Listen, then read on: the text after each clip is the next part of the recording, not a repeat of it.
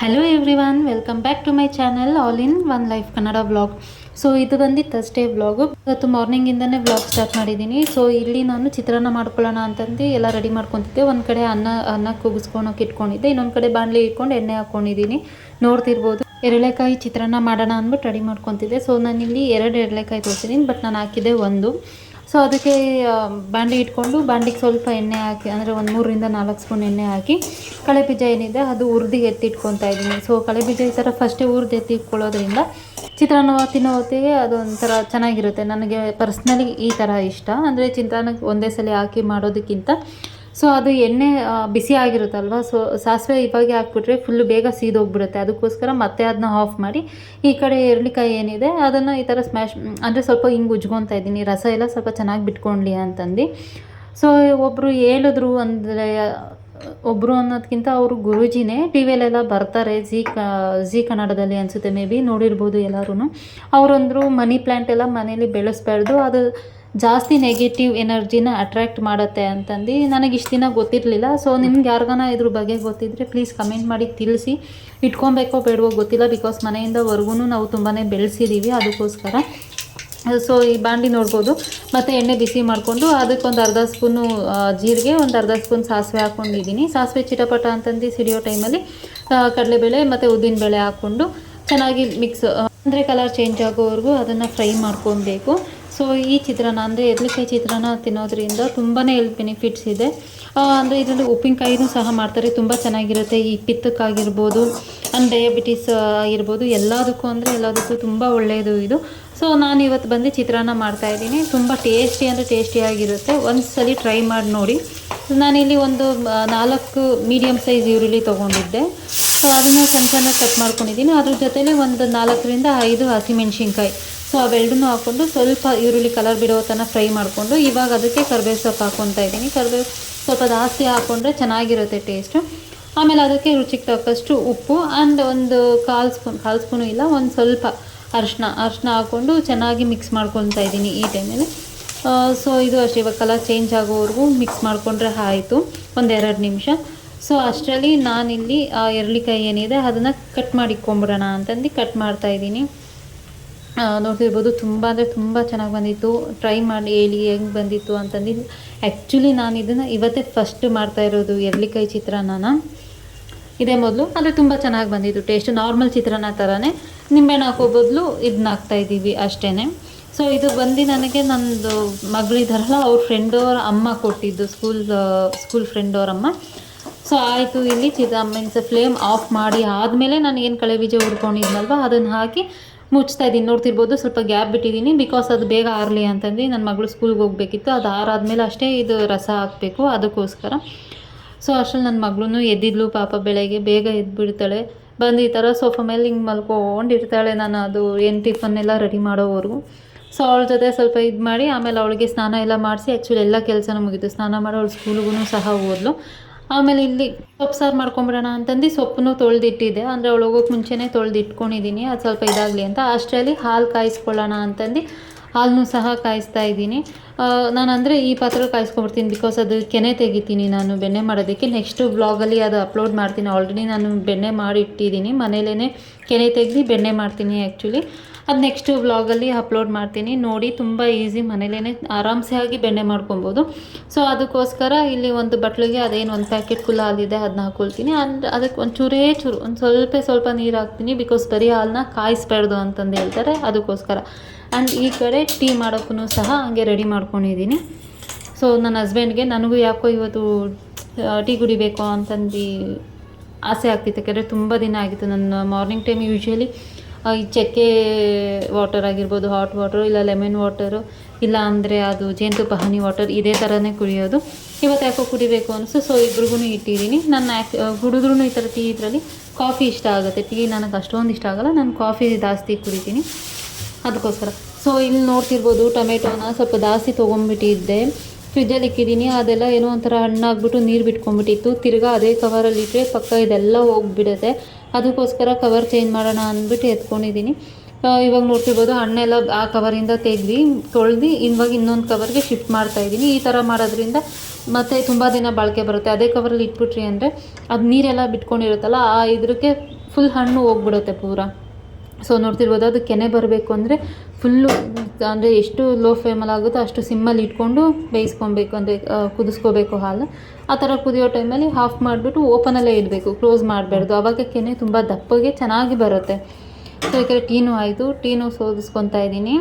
ಸೋತ್ಕೊಂಡು ನನ್ನ ಹಸ್ಬೆಂಡ್ರಿಗೂ ಕೊಟ್ರಿ. ನೋಡ್ತಿರ್ಬೋದು ಆ ಕಡೆ ಹಿಂದೆ ನೀವು, ನಾನು ಆ್ಯಕ್ಚುಲಿ ಸೊಪ್ಪು ಸಾರು ಮಾಡೋದಕ್ಕೆ ಅಲ್ಲೂ ಈರುಳ್ಳಿ, ಟೊಮೆಟೊ, ಬೆಳ್ಳುಳ್ಳಿ ಎಲ್ಲ ಆಲ್ರೆಡಿ ರೆಡಿ ಮಾಡಿ ಇಟ್ಕೊಂಡಿದ್ದೀನಿ. ಒಂದು ಇಡ್ತಾ ಇದ್ದಂಗೆ ಹಂಗೆ ಇನ್ನೊಂದು ಕಡೆ ರೆಡಿ ಮಾಡ್ಕೊಳ್ತಾ ಇರ್ತೀನಿ, ಟೈಮ್ ವೇಸ್ಟ್ ಆಗೋಲ್ಲ. ಅದಕ್ಕೋಸ್ಕರ ಬೇಗ ಅಂದರೆ ಕೆಲಸ ಮುಗ್ದೋಗ್ಬಿಡುತ್ತೆ. ಸೊ ಅವ್ರು ಸ್ಕೂಲ್ಗೆ ಹೋಗೋ ಸ್ಕೂಲಿಂದ ಬರೋ ಅಷ್ಟರಲ್ಲಿ ಕೆಲಸ ಒಂದು 11 ಗಂಟೆ 12 ಗಂಟೆಗೆ ಬರ್ತಾಳೆ. 11 ಗಂಟೆ ಅಷ್ಟರಲ್ಲೆಲ್ಲ ಆಲ್ಮೋಸ್ಟ್ ಫುಲ್ ಕೆಲಸ ಮುಗ್ದಿರುತ್ತೆ. ನನಗಿನ್ನೇನೂ ಇರೋಲ್ಲ. ನೆಕ್ಸ್ಟ್ ಮಧ್ಯಾಹ್ನ ಒಂದು ರೈಸಿಗೆ ಇಟ್ಕೊಂಡು ಮುದ್ದೆ ಮಾಡೋದು, ತಿರ್ಗಾ ರಾತ್ರಿಗೆ ರೈಸ್ಗೆ ಇಟ್ಕೊಳೋದು, ಇಷ್ಟೇ ಇರುತ್ತೆ ಕೆಲಸ ನನಗೆ ಯಾವಾಗೂ. ಸೊ ಇಲ್ಲಿ ಒಂದು ಕುಕ್ಕರಲ್ಲಿ ಆಲ್ರೆಡಿ ನಾನು ಬೇಳೆ ತೊಳೆದಿಟ್ಕೊಂಡಿದ್ದೆ. ಸೊ ಅಲ್ಲಿ ತೊಳೆದಿರೋ ಬೇಳೆಗೆ ಏನು ಸೊಪ್ಪು ಆವಾಗೇನೆ ತೋರಿಸಿದ್ನಲ್ವ ತೊಳೆದಿಟ್ಕೊಂಡಿದ್ದೀನಿ ಅಂತ, ಫುಲ್ ಮಿಕ್ಸ್ ಸೊಪ್ಪು ತೊಗೊಂಡಿದ್ದೀನಿ. ಇಲ್ಲಿ ಮೆಂತ್ಯ, ಪಾಲಕ್, ಚಿಕ್ಕರ್ವೆ, ಈ ಥರ ಎಲ್ಲ ಥರ ಸೊಪ್ಪು ತೊಗೊಂಡಿದ್ದೀನಿ. ಅದಕ್ಕೆ ಕಟ್ ಮಾಡ್ಕೊಂಡಿರೋ 1.5 ಈರುಳ್ಳಿ ಹಾಕ್ಕೊಂಡಿದ್ದೀನಿ. ಸೊ ಒಂದು ಚಿಕ್ಕದು 3 ಟೊಮೆಟೊ, ಒಂದು ಹೆಸರು ಬೆಳ್ಳುಳ್ಳಿ, ಇಷ್ಟನ್ನು ಹಾಕ್ಕೊಂಡು ಇದಕ್ಕೆ ಸ್ವಲ್ಪ ಉಪ್ಪು, ರುಚಿಗೆ ತಕ್ಕಷ್ಟು ಉಪ್ಪು ಆ್ಯಂಡ್ ಒಂದು ಸ್ವಲ್ಪ ಅರಶಿನ ಇದನ್ನು ಹಾಕಿ ಅದು ಮುಳುಗುವಷ್ಟು ನೀರು ಹಾಕಿದ್ರೆ ಸಾಕು, ಜಾಸ್ತಿ ನೀರೇನು ಬೇಡ. ನಾನು ಇಲ್ಲಿ ಇವತ್ತು ರುಬ್ಬಿ ಮಾಡುವಂಥ ಸೊಪ್ಪು ಸಾರು ತೋರಿಸ್ತಿದ್ದೀನಿ. ಒಂದೊಂದ್ಸಲಿ ಬೇಳೆ ಹಾಕಿ ಇದೆಲ್ಲ ಹಾಕಿ ಜಸ್ಟ್ ಮಸ್ತಿ ಮಾಡ್ತೀನಿ. ಆ ಥರನೂ ಮಾಡ್ತೀನಿ, ಈ ಥರನೂ ಮಾಡ್ತೀನಿ. ಆ್ಯಂಡ್ ಇವತ್ತು ಸ್ವಲ್ಪ ನಮ್ಮ ಅಪ್ಪಂಗೆ ಗ್ಯಾಸ್ಟ್ರಿಕ್ ಆಗಿರೋದ್ರಿಂದ ಇಲ್ಲಿ ಹಸಿಮೆಣ್ಸಿನ್ಕಾಯಿ ನಾನು ಯೂಸ್ ಮಾಡ್ತಾಯಿಲ್ಲ. ಇದೊಂದು ಹೇಳ್ಬೇಕು. ಇವಾಗ ನೋಡಿರ್ಬೋದು, ನಾನು ರಬ್ಬರ್ನ ಎಳ್ದು ಹಾಕಿದ್ದೀನಿ. ಬಿಕಾಸ್ ಇದು ಈ ಥರ ಎಳ್ದೆ ಹಾಕೋದ್ರಿಂದ ಈ ಕುಕ್ಕರ್ ಒಂದೊಂದು ಟೈಮ್ ನೀರು ಸೋರುತ್ತೆ, ಈ ಸೈಡ್ಸಲ್ಲೆಲ್ಲ ಏನಿದೆ ನೀರು ಸೋರುತ್ತೆ, ಆ ಥರ ಆಗೋದಿಲ್ಲ. ಸೊ ಕುಕ್ಕರ್ ಇಕ್ಕಿ ಹಾಲು ಪಾತ್ರೆನೂ ಎತ್ಕೊಂಡೆ ಸೈಡಿಗೆ ಇಟ್ಟೆ. ಅದನ್ನು ಸ್ವಲ್ಪ ಬಿಸಿ ಆರಬೇಕಿತ್ತು. ಸೊ ಈಚೆನೇ ಇಕ್ಕಿ ಇಲ್ಲಿ ಬಂದು ಮಿರರ್ ಮುಂದೆ ಒಂದು ಸ್ವಲ್ಪ ಪೋಸ್ ಕೊಟ್ಟು ನಂದು ಪೂಜೆನೂ ಆಯಿತು. ಇವತ್ತು ಗುರುವಾರ ಏಕಾದಶಿ ಇತ್ತು. ಸೊ ರಾಯರ ಪೂಜೆ ಮಾಡಬೇಕಿತ್ತು, ಅದೂ ಮುಗೀತು. ಇವಾಗ ಟೈಮ್ ಬಂದು ಎಕ್ಸಾಕ್ಟ್ 9:30 ಆಗಿದೆ. ನೋಡ್ತಿರ್ಬೋದು, ಪೂಜೆನೂ ಮುಗಿಸಿದ್ದೀನಿ ಆಲ್ರೆಡಿ. ಸ್ನಾನ ಎಲ್ಲ ಮಾಡಿಕೊಂಡು ರಾಯರಿಗೆ ಹೂವು ಇಕ್ಕಿಲ್ಲ ಆ್ಯಂಡ್ ಗಂಧನೂ ಇಕ್ಕಿಲ್ಲ. ಬಿಕಾಸ್ ಏಕಾದಶಿ ಇರೋ ಟೈಮಲ್ಲಿ ರಾಯರು ಉಪವಾಸ ಮಾಡ್ತಿರ್ತಾರೆ. ಸೊ ಅವ್ರಿಗೆ ಯಾವುದೇ ರೀತಿ ನೈವೇದ್ಯ ಆಗಲಿ ನೀರು ಸಮೇತ ಆಗಲಿ ಅವ್ರು ತೊಗೊಳಲ್ಲ. ಸೊ ಏನು ಇಕ್ಬಾರ್ದು, ಹೂವನೂ ಕೊಡಬಾರ್ದು. ಇವತ್ತಿನ ರಂಗೋಲಿ ಈ ಥರ ಆಯಿತು ಆ್ಯಂಡ್ ಪೂಜೆನೂ ಈ ಥರ ಆಯಿತು. ಸೊ ಎಲ್ಲ ಆಗಿ ಪೂಜೆ ಎಲ್ಲ ಆದಮೇಲೆ ಇವಾಗ ಟಿಫನ್ ಮಾಡ್ತಾಯಿದ್ದೀನಿ. ಟ್ರಸ್ಟ್ ಮೀ, ಚಿತ್ರಾನ್ನ ಅಂತೂ ತುಂಬ ಅಂದರೆ ತುಂಬ ಚೆನ್ನಾಗಿ ಬಂದಿತ್ತು, ಸೂಪರಾಗಿತ್ತು. ಹೆಲ್ತಿಗೂ ಚೆನ್ನಾಗಲ್ವಾ. ಯಾವಾಗ ಒಂದೊಂದು ಟೈಮ್ ಅಂದರೆ ಎರ್ಲಿಕಾಯಿ ಸಿಕ್ತಾಗೆಲ್ಲ ಈ ಥರ ಮಾಡಿಕೊಂಡು ತಿನ್ಬೋದು, ಚೆನ್ನಾಗಿರುತ್ತೆ. ಆ್ಯಂಡ್ ಈ ಕಡೆ ಕುಕ್ಕರು ಅಷ್ಟೇ ವಿಜಿಲ್ ಬಿಟ್ಟಿತ್ತು. ಸೊ ಚೆನ್ನಾಗಿ ಬಂದಿದೆ ನೋಡ್ತಿರ್ಬೋದು. ಇವಾಗ ಇದನ್ನು ಮಿಕ್ಸಿ ಜಾರಿಗೆ ಶಿಫ್ಟ್ ಮಾಡ್ಕೊಂಬಿಡ್ತೀನಿ ಒಂದೇ ಸಲ. ಅಂದರೆ ಏನು ನೀರೆಲ್ಲ ಬಸಿಯೋದಕ್ಕೆ ಆ ಥರ ಹೋಗೋಲ್ಲ. ಒಬ್ರೊಬ್ರು ಸಪ್ರೇಟ್ ಮಾಡಿಕೊಂಡು ಅದು ಆರೋರ್ಗೂ ಕಾಯ್ತಾರೆ. ಇದು ನಾನು ಬೆಳಗ್ಗೆನೇ ಕೂಗಿಸ್ಕೊಂಡು ಎಲ್ಲ ಮೀನ್ಸ್ ಕೆಲಸ ಮುಗಿಸ್ಕೊಂಡಿದ್ದೆ. ಅಂದರೆ ಅದು ಏನು ಕುಕ್ಕರ್ ಕೂಗಾದ್ಮೇಲೆ ಆಫ್ ಮಾಡಿ ನಾನು ಸ್ನಾನ ಮಾಡ್ಕೊಂಡು ಪೂಜೆ ಆಗೋಷ್ಟರಲ್ಲಿ ಕಂಪ್ಲೀಟಾಗಿ ಆರಿತು. ಸೊ ನಾನು ಅದಕ್ಕೋಸ್ಕರ ಡೈರೆಕ್ಟ್ ಜಾರ್ಗೆ ಹಾಕ್ಕೊಂಡು ಈ ಥರ ಫೈನ್ ಪೇಸ್ಟಾಗಿ ರುಬ್ಕೊಂಡಿದ್ದೀನಿ, ನೋಡ್ತಿರ್ಬೋದು. ಇವಾಗ ಅದೇ ನೀರು ಸೇಮ್ ಏನು ಬೇಯಿಸ್ಕೊಂಡಿದ್ವಲ್ಲ ಅದೇ ನೀರಿಗೆ ಹಾಕಿ ಮಿಕ್ಸ್ ಮಾಡ್ಕೊಳ್ತಾ ಇದ್ದೀನಿ. ಇಲ್ಲಿ ಗ್ರೈಂಡ್ ಮಾಡ್ಕೊಳೋ ಟೈಮಲ್ಲಿ ನಾನು ಬಂದು 1.5 ಸ್ಪೂನಷ್ಟು ಖಾರದ ಪುಡಿ ಹಾಕಿದೆ. ಅದೇ ಹೇಳಿದ್ನಲ್ವ ಅವಾಗೆ, ಸ್ವಲ್ಪ ಗ್ಯಾಸ್ಟ್ರಿಕ್ ಆಗಿದ್ದರಿಂದ ನಾನು ಹಸಿಮೆಣ್ಸಿನ್ಕಾಯಿ ಬಳಸ್ತಾ ಇಲ್ಲ. ಕೆಲವೊಂದು ಸಲ ಖಾರದ ಪುಡಿ ಹಾಕಲ್ಲ, ಕಂಪ್ಲೀಟಾಗಿ ಒಂದು 6ರಿಂದ 7 ಇಲ್ಲ 8 ಹಸಿಮೆಣ್ಸಿನ್ಕಾಯಿ ಹಾಕ್ಕೊಂಡು ಈ ಟೈಮಲ್ಲಿ ರುಬ್ಬೋ ಟೈಮಲ್ಲೇ ಅದನ್ನು ರುಬ್ಕೊತೀನಿ. ಅಂದರೆ ಬೇಯೋಕ್ಕೆ ಹಸಿಮೆಣ್ಸಿನ್ಕಾಯಿ ಹಾಕ್ಕೊಂಡಿರ್ತೀನಿ. ಮಸದ್ರೂ ಅಷ್ಟೇ ಹಸಿಮೆಣ್ಸಿನ್ಕಾಯಿ ಹಾಕ್ಕೊಂಡ್ರೆ ಒಂಥರ ಟೇಸ್ಟು, ಖಾರದ ಪುಡಿ ಹಾಕ್ಕೊಂಡ್ರೆ ಒಂಥರ ಟೇಸ್ಟು, ಎರಡೂ ಅಷ್ಟೇ ತುಂಬ ಚೆನ್ನಾಗಿರುತ್ತೆ. ಸೊ ಇಲ್ಲಿ ಒಗ್ಗರಣೆಗೆ ಸಾಸಿವೆ, ಜೀರಿಗೆ, ಒಂದು ಸ್ವಲ್ಪ ಇಂಗು, ಕರಿಬೇವು ಹಾಕಿ ಒಗ್ಗರಣೆ ಕೊಟ್ಕೊತಾ ಇದ್ದೀನಿ. ಆಮೇಲೆ ಇವಾಗ ರುಬ್ಕೊಂಡಿದ್ನಲ್ಲ ಆ ಮಸಾಲ ಹಾಕ್ಕೊಂಡು ಕನ್ಸಿಸ್ಟೆನ್ಸಿ ನೋಡಿಕೊಂಡು ನೀರು ಹಾಕ್ಕೊಂಡ್ರೆ ಆಯಿತು. ಪರ್ಫೆಕ್ಟಾಗಿರೋ ರುಬ್ಬಿರೋ ಸೊಪ್ಪು ಸಾರು ರೆಡಿ, ಚೆನ್ನಾಗಿರುತ್ತೆ ಮುದ್ದೆ ಜೊತೆ ತಿನ್ನೋದಕ್ಕೆ. ಹಂಗೆ ಅದ್ರ ಜೊತೆಲಿ ಅದು ಕುದ್ಸಕ್ಕೆ ಇಟ್ಕೊಂಡಿದ್ನಲ್ವ, ಅಷ್ಟರಲ್ಲಿ ತೊಳೆದಿರೋ ಪಾತ್ರೆನೆಲ್ಲ ಜೋಡಿಸ್ಕೊಂಬಿಡೋಣ ಅಂತ ಜೋಡಿಸ್ಕೊತಾ ಇದ್ದೆ. ಈ ಕಡೆ ಹಾಲು ಅಷ್ಟೇ ಕಂಪ್ಲೀಟಾಗಿ ಆರಿತ್ತು. ಸೊ ಅದನ್ನು ಫ್ರಿಜ್ಜಲ್ಲಿ ಇಟ್ಕೊಂಡೆ. ಫ್ರಿಜ್ಜಲ್ಲಿ ಇಡೋ ಟೈಮಲ್ಲೂ ಅಷ್ಟೇ ಒಂದು ಸ್ವಲ್ಪ ಗ್ಯಾಪ್ ಇಟ್ಟು, ಅಂದರೆ ಪೂರ ಕ್ಲೋಸ್ ಮಾಡಬಾರ್ದು, ಒಂದು ಸ್ವಲ್ಪ ಗ್ಯಾಪ್ ಇಟ್ಟಿದ್ದಾಗ ಅದು ಕೆನೆ ಅನ್ನೋದೇನಿದೆ ಅಲ್ವಾ, ಅದು ತುಂಬ ದಪ್ಪಾಗಿ ಬಂದಿರುತ್ತೆ. ಅಂದರೆ ಬೇಗ ಕೆನೆ ಸಿಗುತ್ತೆ ಅಂತಂದು. ಸೊ ನನಗಿಲ್ಲಿ ಇನ್ನು ಸ್ವಲ್ಪ ಸಾರಿಗೆ ನೀರು ಬೇಕು ಅಂತಂದು ಅನ್ನಿಸ್ತು. ನಮ್ಮ ಮನೇಲಿ ತೀರಾ ಗಟ್ಟಿ ಆದ್ರೂ ಇಷ್ಟಪಡಲ್ಲ ನಮ್ಮಪ್ಪ.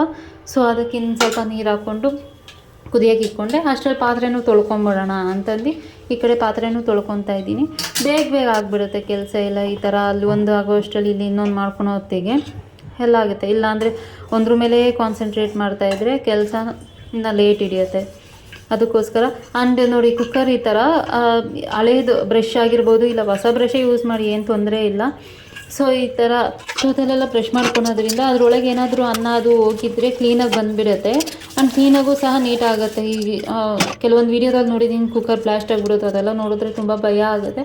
ಆ ಥರ ಎಲ್ಲ ಏನೂ ಪ್ರಾಬ್ಲಮ್ ಆಗೋಲ್ಲ. ಅಂದರೆ ರಬ್ಬರ್ ಈ ಥರ ಎಳ್ದಾಕೋದ್ರಿಂದ ಈ ಥರ ಸ್ವಲ್ಪ ಕುಕ್ಕರ್ ಕ್ಲೀನ್ ಮಾಡೋ ಟೈಮಲ್ಲಿ ಬ್ರಷ್ ಹಾಕಿ ಈ ಥರ ಕ್ಲೀನ್ ಮಾಡ್ಕೊಳೋದ್ರಿಂದ ಆ ಥರ ಯಾವುದೇ ರೀತಿ ಪ್ರಾಬ್ಲಮ್ಸ್ ಆಗೋಲ್ಲ ಅಂತಂದು ಯಾವಾಗೂ ಅಂದರೆ ದಿನ ಅಲ್ದಿರ ಇದ್ರೂ ಒಂದಿನ ಬಿಟ್ಟು ಒಂದಿನ ಇಲ್ಲ 3 ದಿನಕ್ಕೆ ಒಂದ್ಸಲಿ ಈ ಥರ ಕಂಪ್ಲೀಟಾಗಿ ಕ್ಲೀನ್ ಮಾಡ್ಕೊಳ್ತೀನಿ.